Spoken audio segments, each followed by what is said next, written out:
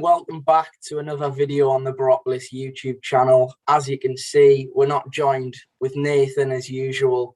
We're doing something a little bit different today, and we're doing an opposition preview of what is going to be the first game back after the international break. We're joined with my good friend and host of the Nothing But Football podcast, Alex Smith. Alex, it's great to have you on. How are we doing? Cheers, mate. It's been a long time coming. No, I'm all right. I'm pleased. Thanks for having me on. No worries, Alex. So I think really the best place to get started is just go straight in with the questions that are prepared. So firstly, you've had quite a good start of the season. It's been 9 points out of your first opening 5 games. From your perspective, how are you feeling about your start? I'm actually pretty pleased with our start, to be fair. It was better than I've expected. I didn't think we'd go down, I didn't think we'd go down this season, but the start has been a lot more comfortable than I thought it would be. And on paper, I thought we had a pretty tough start. We played Forest first game of the season, and I thought Forest would be there or thereabouts with Houghton this season, to be honest. But obviously that it's transpired otherwise. Barnsley, tough game, and we lost that 1-0, but we really should have got something from that. We were all over them. We missed a penalty right at the end. Blackpool, going away to a promoted team at a ground we infamously, before we played them, have a terrible record at, and we got a win there. Reading were one of the worst teams I've seen at this level in a long time. They were poor. And then we lost to QPR just before the break, but I expected that, to be honest. They're a good side. Again, I think a 2-0 loss there, and we gave a good account of ourselves, so I'm not going to grumble too much. So it's been a positive start, yeah. Yeah, and like you say, a positive start. I mean, I think it would be fair to say last season you battled with the drop pretty much all season until the final few games and managed to get yourself out of danger, really. What sort of changed from last season so far? Because, I mean, so far this season, you've looked anything but a side that's going to be battling relegation throughout the season. It's a strange one, really, because you could look at our squad and you could argue that it got weaker. We lost Matty James, who we got in on loan from Leicester, and he was such an experienced head in the centre of midfield. And obviously, we tried to get him back, but he went to Bristol City. And we lost, a player that very well last season that I was waxing lyrical about in Leo Ostigard, who we signed him on loan from Brighton, and we tried to get him back as well, but budgets and other teams. He went to Stoke, so we couldn't get them 2 players back. But luckily, we've had players within the ranks who've filled the void. Sorry about that. My camera's just gone off again. No worries. No, we've got players within the ranks who've come in and done really well in filling the void. So we've got Ben Sheaf, and we had him on loan last season, and he didn't. He looked a work in progress, and obviously he's had to come in and replace Matty James this season. But he's done really well. He's been excellent. He's been like a different player. Again, another one with Michael Rose, who we had when we got promoted from League One. He looked a little bit, not cut out for this level last season, but he's come in and he's filled the void left by Leo Ostigard really well. And I think it's just a combination of players getting a year in the Championship under their belt and making some decent signings. Obviously, Simon Moore in goal has been a breath of fresh air, and Martin Waghorn, he hasn't scored yet, but he's led the line up top really well. Yeah, I mean, as you say, I think from my perspective, from the outside looking in, it looks like a few players have sort of stepped up after that first year in the Championship and took that extra responsibility. And obviously, like you say, some of the signings that you've made, for me, when you signed Martin Waghorn, it was one of them where I sort of stepped back and thought, well, do you know what? As a third choice striker or someone that could compete with our forwards, I must say I wouldn't have been too angry if we'd have made an offer for Martin Waghorn. No, so, yeah, he's a workhorse. He's one of them. He's such a workhorse, and you'd look at his start and he hasn't scored yet, and you'd think, oh, he's struggling there, but he's. I wasn't at the QPR game. I couldn't make it, unfortunately, but apparently his link-up play, he led the line really well. He didn't stop running. the little touches he was getting. He was playing with two up front. Apparently, he formed a really good partnership with Victor Gyökeres. So I think when it's one of them, when he scores one, I think they'll start flowing in. But I'm happy with him. I think a lot of Cov fans are losing a bit of patience with him because he hasn't scored yet. But I'm willing to give him a bit more time because I've been impressed with what I've seen so far. Yeah, and just in terms of obviously the transition from last year this season, what is the aim for Coventry this season? Is it to consolidate? Is it to just try and stay up again, or possibly even a push towards the playoffs? I think, I've been joking and that, but I think a push towards the playoffs is a little bit out of our reach. Look, unfortunately, the way the club's ran, we've had a bit of a double whammy in the last few years because we've had COVID, obviously, with no fans in. And before COVID, when we were allowed supporters in, we were playing matches in a different city in front of very limited crowds. So the budget is, I'd probably say, a bottom three budget. But I think I trust our manager and to get the best out of a small budget and keep us away from danger. And I think I'd be happy with a mid-table finish this season. Yeah, and you just briefly touched on it there. Obviously, you're back at the Rico. I think there's actually been a change of name, but everyone else knows it's the Rico Arena. It'll always be the Rico. Yeah.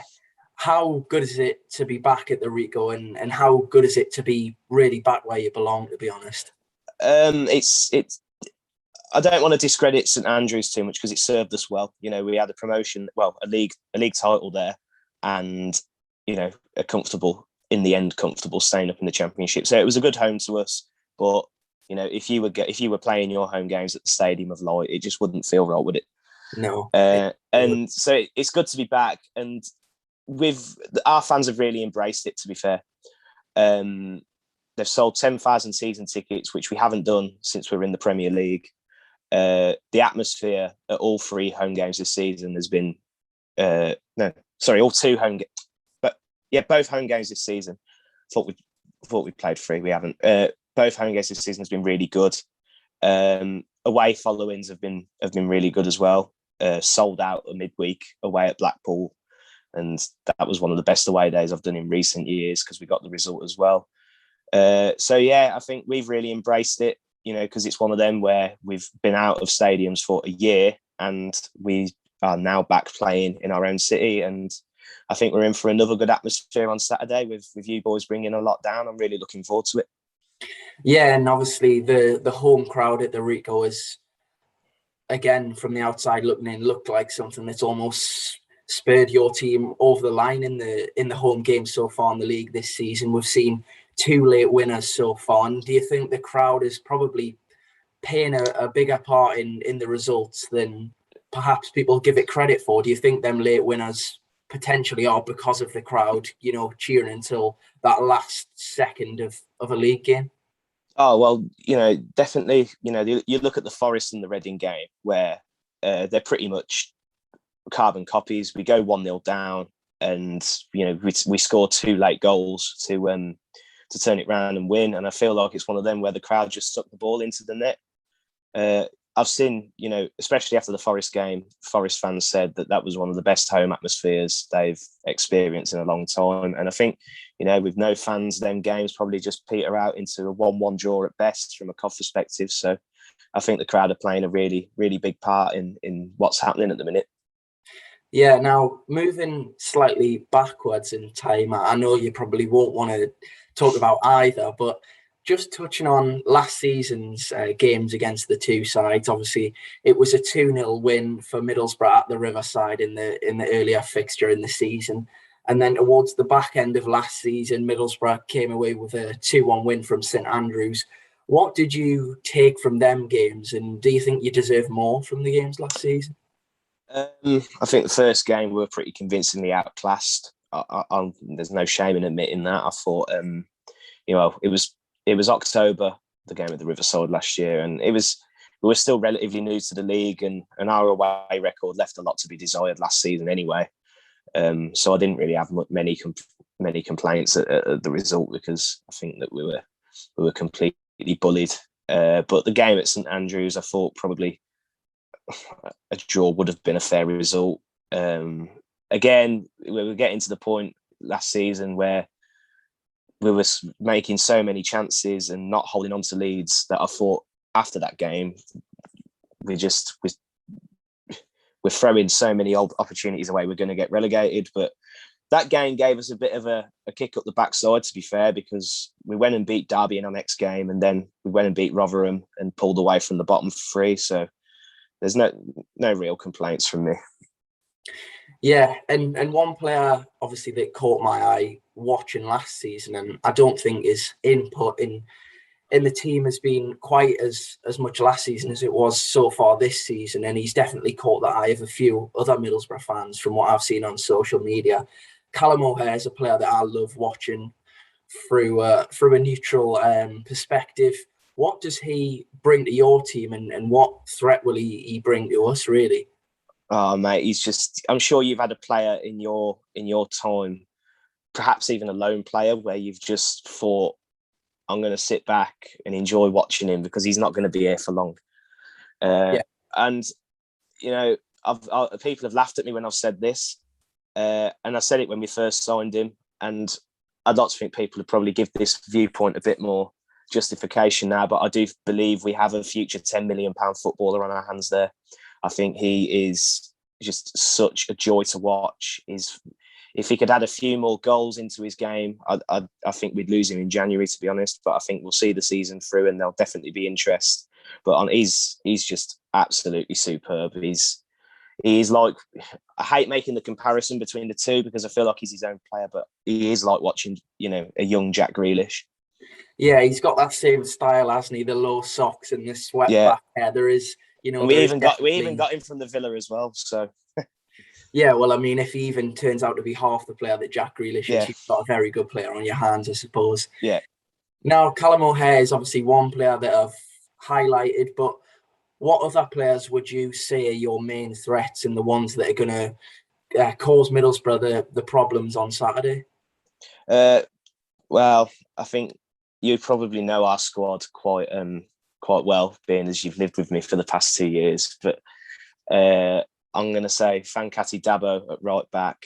Right wing back. He's an excellent player, and he's another one that I'm worried we're going to lose in the next few months or year. Gustavo Hamer as well. He runs the midfield really well. He is a little bit erratic. He gives away some silly fouls, and he picks up some stupid bookings. But he some of the stuff he can do with a football is ridiculous. And then two more players. I'll go Ian Martson at left wing back, who we signed from Chelsea. He's exciting. And Victor Gyökeres up top, who come in from Brighton. He's a workhorse, and he's picked up a few goals this season as well.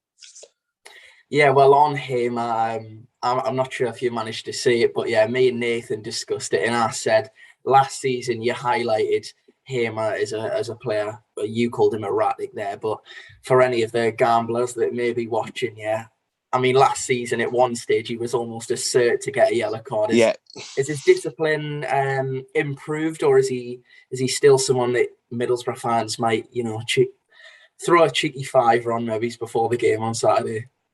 I think he's always worth putting a fiver on to get booked. But in fairness, he has cleaned up his act a little bit. I think in his first 10 games last season, he already picked up 5 bookings, and we'd lost him to a suspension before Christmas hit. Bearing in mind, last season started late anyway. Yeah, that was quite worrying. But no, he's not as bad as he used to be, and his performances have come on leaps and bounds as well. Towards the back end of last season, he was starting to score.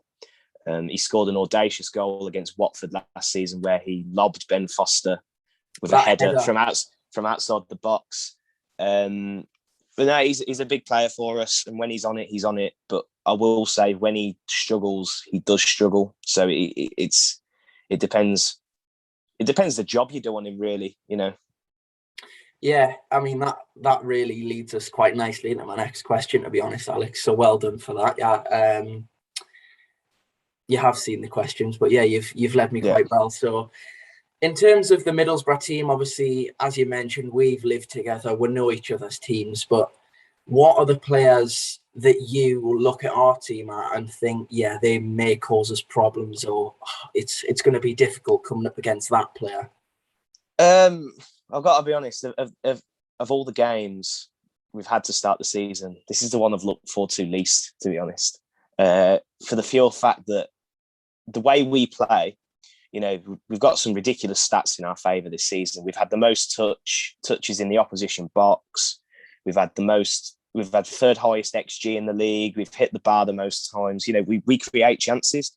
And I feel that this is the sort of game where we could set ourselves up for a fall, because you're a typical Neil Warnock side, really, where I feel like you could sneak a result quite easily this weekend. That added with the fact that I go to uni with a load of Middlesbrough fans, I've really not been looking forward to it, to be honest. I'm not particularly too confident. And it's a weird one. Your team's changed a lot from last season. I mean, it's been hard to keep up. I think Onal Hernandez is a great signing for you. I've been impressed with him whenever I've seen him at this level. I don't quite think he's a Premier League player, so I can see why Norwich let him go. But I think he's a good player at this level. Ikpeazu is a handful. I thought Dale Fry in both games last season we played was absolutely immense.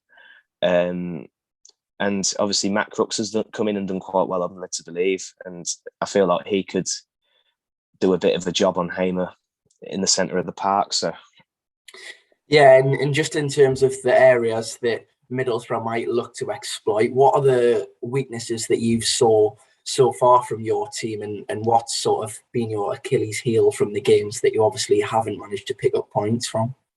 Well, I've reeled off them stats, and I have to say, like, we've just not been scoring enough goals. I feel like, there were QPR fans who said on Saturday that we were last Saturday just gone, that we were unlucky not to be 2 or 3-0 up at the break. Like I said, we went to Barnsley away and we completely outplayed them, missed the penalty towards the end, and I feel like we will have a lot more of the ball and a lot more chances on Saturday. And I just hope that we start to take a few of them, because I feel like you could easily go up the other end and nick a goal. Yeah, well, hopefully it's that complete Neil Warnock away performance. Yeah. Obviously, we'll be at the game. We're having a little weekend around the game, and hopefully Middlesbrough don't disappoint me too much and I get an early train home in rage and disappointment about the result. Well, we'll see. Yeah, I mean, fingers crossed. Hopefully there's not a fallout during the weekend. Yeah, I think that's the best we can hope for. Yeah, well, I'll give you my score prediction in a minute anyway. So, yeah, well, that's one of the final questions, but I've got one more question before that. How, in terms of personnel and formation, will Coventry line up against Middlesbrough from your perspective? I can't see there being too many changes to the QPR game, because again, apparently isolated performance, we played quite well. So I don't think he'll change too much, and I don't think we can change too much because our squad isn't exactly stacked. So I think we'll line up in it depends on how you want to view it. It's a 3-5-2 or 5-3-2, but it's essentially 3 centre backs and 2 wing backs. With the wing backs, yeah. Yeah. So we'll go Simon Moore in goal. I'd imagine Dominic Hyam, Kyle McFadzean, and Jake Clark-Salter or Michael Rose at the back. I think he'll probably stick with Jake Clark-Salter. Dabo at right wing back and Ian Martson at left wing back. Hamer and Ben Sheaf in the midfield too. Callum O'Hare just behind Martin Waghorn and Victor Gyökeres. But he could go for Matty Godden now he's back to fitness. Yeah, well, it's I'm looking forward to the game, to be honest. Like I say, we'll both be there and we'll both be hoping that it goes our team's way. But from your perspective, what do you think the result will be? And I mean, I'm asking you that from your head and your heart, Alex. So I mean, yeah, you can give us 2 predictions if you like. From my head, I'm going to go a 1-1 draw with Middlesbrough taking the lead, but Coventry equalising. But from my heart, I am going to go, after last season, with you a win, I'm going to go 2-0 Cov. Well, I mean, I think for me, obviously, this is about the opposition, but for me, I feel like, no disrespect to Coventry, but it is a game that I want us to go in and try and take 3 points from, in all honesty, and I'm sure many Middlesbrough fans will agree. But yeah, it promises to be a good game, to be honest. I'm just hoping all your new signings haven't had time to gel yet, and we could be playing you at the right time. Well, a few of them have been away on international duty, so hopefully they'll come back firing. I'm not sure whether they'll come into the team straight away, but yeah, it would be nice to have an immediate impact from some of our new deadline days. At least Jed Spence can't score again. I don't have to suffer that humiliation. Yeah, well, he's gone out on loan, so yeah, that's one positive, I suppose, Alex. Yeah. Well, I mean, thanks for having me on. Yeah, no, I was going to say thanks for having me on. Been a good chat. It's a pleasure, really, and obviously it's special for us because it's been really 2 years in the make, and as people have probably gathered from this, we've known each other for a while. We've been going to uni for 2 years, and yeah, it's going to be, as well as the football, a lovely occasion for both of us, and obviously Elliot that's coming with us as well that we go to uni with. So I'm really looking forward to it. Just finally, Alex, depending on the result, I'm sure many people might want to fire over a tweet, whether it be abuse or whether it just be a little bit of friendly banter after the result. Where can people find you on social media? Just on Twitter @_AlexSwift1999. Same on Instagram. And if people could drop the Nothing But Football podcast that we run with another uni mate as well, a follow, that'd be really appreciated. Well, Alex, again, thank you for coming on, and hopefully it's Middlesbrough that prevail, and I can have an even better weekend out in Tamworth once the football's over. It's happy for the weekend. No, I'm not having that, mate. You're going home if you beat us. Okay. Well, yeah. For those watching, obviously, thank you for watching again. Make sure to leave your predictions in the comments and subscribe, of course. So, yeah, that's the last thing to be said, really. Thanks, Alex, for coming on again, and we'll see you again soon for another video on the Bropolis Podcast YouTube channel. Play up Sky Blues.